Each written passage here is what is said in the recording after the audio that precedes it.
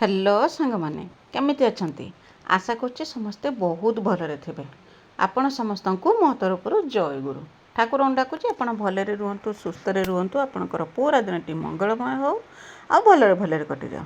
तो मु भी भलरे अछि। सबदिन भाया एई गोटे सुंदर ब्लॉग आरंभ आ ए सुंदर ब्लॉग को मु पुष्प आपण समस्त को स्वागत करछि। तो आज सेरकम ब्लॉगटा स्टार्ट कर देछि। सकाळ सकाळ ब्लॉगटा स्टार्ट कर देछि।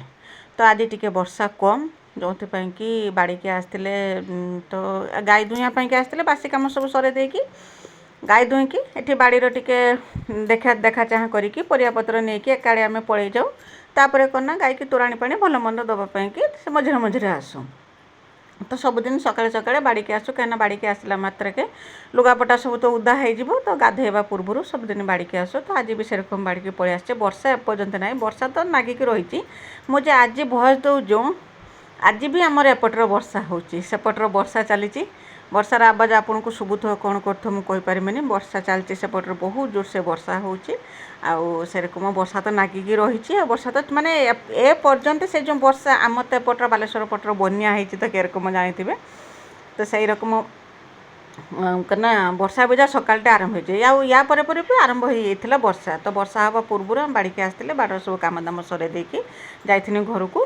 घर को गलापर मुझे लेट करके आज गाधे कहीं चाउल जो धान जे भंगा होगी आसला जो ना पेशा होगी आसला तार चाउलटा करना से रकम रही। मत तो समय होलानी पाछुड़ापी कि आस्ते आस्ते जी दरकार होती पाछुड़ी दूसरी भात कर पुणी सरला पुणी पाछुड़ी।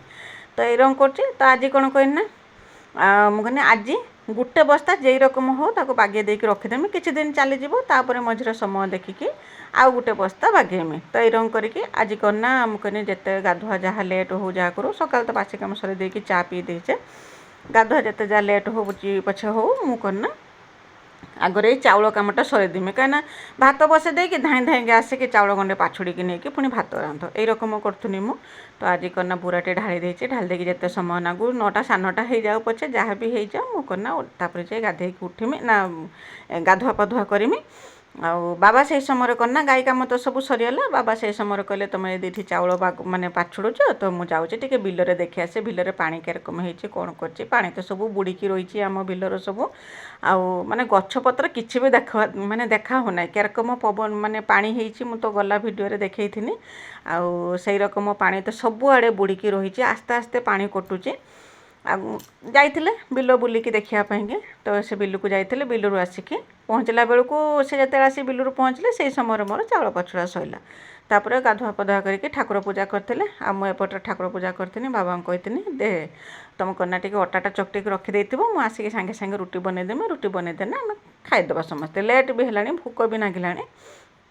तो बाबा अटा चकटी दे रखते मु रुटी बेल देनी रुटी बेल देकी रुटीटा सेकी देती सेकी दे सारिकी आज तरकारी करी भजा करदे कहीं रुटी खाइबा लोक पखाला खाइबा लोक भजा खाईदेवे आ रुटी भी भजा खाईदेवे। तो से भाविकी मु भजा करदे मुझे आज किसी तरकारी करी भजा बसईदेनी भजा बसई देकी भजा बाती सारापर तापर करना खाई आम पखाल पखाल खाई माने मु खाई पखाल बाबा तो रुटी खाई मिकिली भी रुटी खाई स्कूल जाइथिला। तो ये रकम सब माने चलता मो झील भी रुटी खाई बस यही रकम कम आमर चली सकाल खिया पिया रोषेबास कम दाम आज आ भात रांधिमिनी बोलिकी भाई कहीं दीपर को पखाल करदेमी आउ पखाल अच्छी ना रातिर कहीं खाई पखाल रही तो कहीं आज दीपर को पखाल खाईदे से मु तो 2 टाइम 3 टाइम मत पखाल देने भी मुझे खाईदेमी मु तो पखाल प्रेमी मोर तो सेरा किसी ना से सकाल समस्ते रुटी खाइले मुझे करना पखाल गंडे आणिकी खाई मोर सकाल पखाल गंडे नहने मत बिल्कुल भी भल लगे। तो से भजा करदेनी भजा करदे सारिकी समस्ते खियापिया करते और खियापिया सरला खियापिया सरला बासन कुसन जहाँ सब था सब धुआ धुई करके आणिकी रखी खाली जे बासन कुसन धोई से नुहे बासन कुसन सब धोई बोतल पानी भरी लुगापटा सब जहाँ था मोर जहाँ जेरकम सब कम था सबू काम दाम सरे देथिने और सरे दे सारिकी एठी बसथिनी करना से शाड़ीटा जो से दिन फल लगे माने तल पटटा तो मेसीन सिले पकई देथिनी जो ऊपर पटटा हाथ सिले जो करा जाए हाथ सिले करथिलिनी से कि आज बसिनी समय अच्छी सब कम सरला को खड़का पुरका कम सब सरे देथिनी आउ कना दीपर कौन तरकारी करमी तापाई की भी व्यवस्था करके सब रेडी करके कहने समय अच्छी तो मु तारी भितर करना शाड़ीटार फलटा नगे दिए କହିକି ବସିକି ଫଲ୍ଟା ଲଗେଇଥିଲି ମୋତେ ବହୁତ ସମୟ ଲାଗିଲା ଖାଲି ଯେ ଫଲ୍ ଲଗାଉଥିଲି ସେନେ ଫୋନ୍ ଲଗାଉଥିଲି ଆସିକି ବସୁଥିଲେ ସମସ୍ତେ କଥା ହେଉଥିଲେ ପୁଣି ଫୋନ୍ ଆସୁଥିଲା ମୋବାଇଲ୍ର ଫୋନ୍ରେ ବି କଥା ହେଉଥିଲି ଏଇ ରକମ କରିକି ଯାହା ଫୋନ୍ ଲଗା ସରିଗଲା ଫୋନ୍ ଲଗା ସରିଲା ବେଳକୁ ମୋତେ 12ଟା 12:30 ବାଜିଯାଇଥିଲା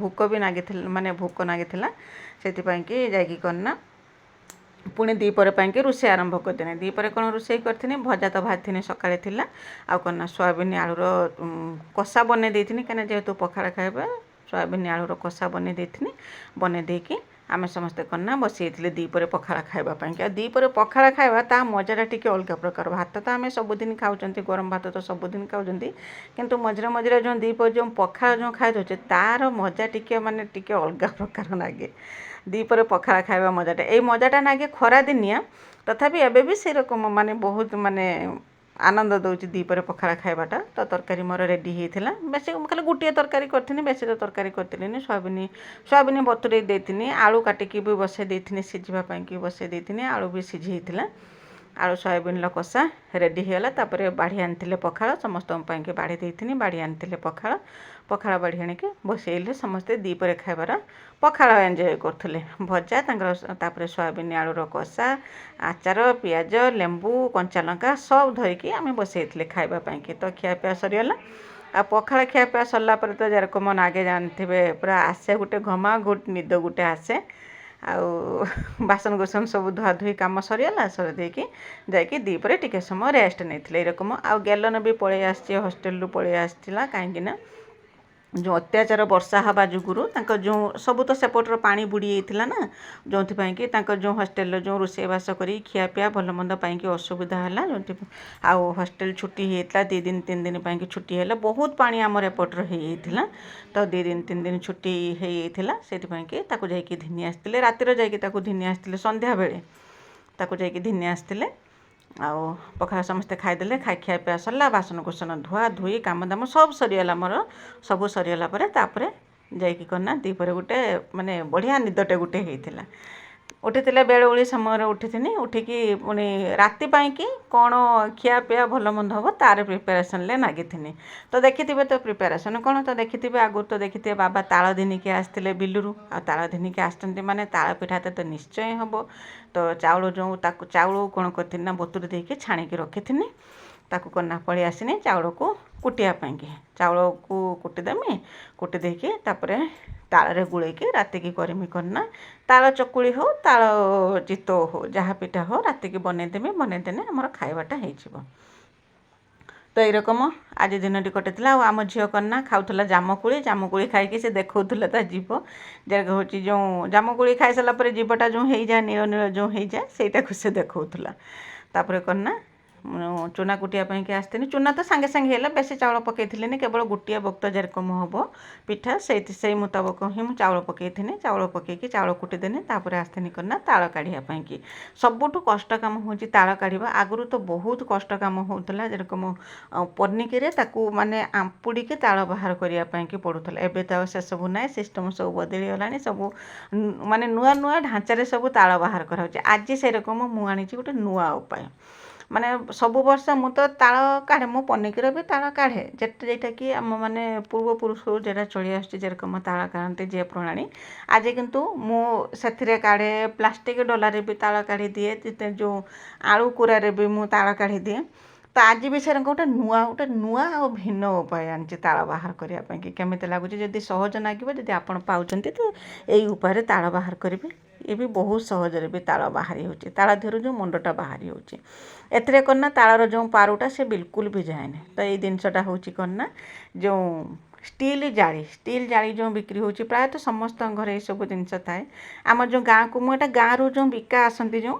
ତାଙ୍କରି ପାଖରୁ ମୁଁ କିଣିଥିଲି ରାସ୍ତାପୁରକୁ ଯେଉଁ ଆସନ୍ତି ସେମାନେ ଶାଢ଼ୀ ଆଉ ଚୁଟି ସବୁ ନେଇକି ଯେଉଁ ଜିନିଷ ଦିଅନ୍ତି ତାଙ୍କରି ପାଖରୁ ହିଁ ମୁଁ କିଣିଥିଲି 150 ଟଙ୍କା ନେଇଥିଲା ଆଉ ଏଇଟା ମାନେ ଶାଗ ଧୋଇବା ପାଇଁକି ପରିବାପତ୍ର ଧୁଆଧୋଇ ପାଇଁକି ବହୁତ ବଢ଼ିଆ ହେଉଛି ତ ତ ମୁଁ ଭାବିନି ଦେଖିଆ ଏଇଥିରେ ଆଜି ତାଳ ବାହାର କରିମି କେମିତି ହେବ। ତ ଏଇଥିରେ ବି ତାଳ ବାହାର କଲାକୁ ବହୁତ ସୁନ୍ଦର ତାଳ ବାହାରି ହେଉଛି।